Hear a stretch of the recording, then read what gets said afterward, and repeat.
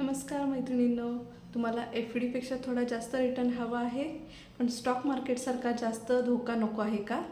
तर आज आपण समजून घेणार आहोत डेब्ट म्युच्युअल फंड म्हणजे काय, हे फंड कसे काम करतात, त्यात फायदा किती, रिस्क किती आणि कोणासाठी हे योग्य आहेत, हे सगळे अगदी आपण सोप्या भाषेत जाणून घेणार आहोत.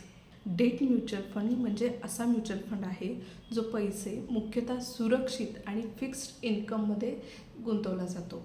याच्यामध्ये उदाहरण सांगायचं झालं तर गव्हर्नमेंट बॉन्ड्स आहेत, कॉर्पोरेट बॉन्ड्स आहेत, ट्रेझरी बिल्स आहेत, कमर्शियल पेपर्स आहेत. अशा सगळ्या ह्याच्यात सांगायचं झालं तर तुम्ही थेट कोणालाही पैसे उधार देत नाही, पण फंड मोठ्या कंपन्या किंवा सरकारला पैसे उधार देतो आणि त्यावर व्याज कमावतो.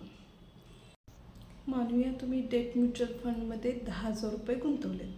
हा फंड तो पैसा वेगवेगळ्या बॉन्ड्समध्ये गुंतवेल.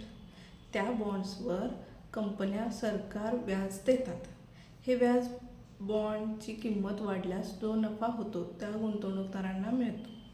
म्हणजेच स्टॉक मार्केटसारखी मोठी चढ उतार नाही, पण सेविंग्ज अकाउंटपेक्षा चांगला परतावा मिळू शकतो.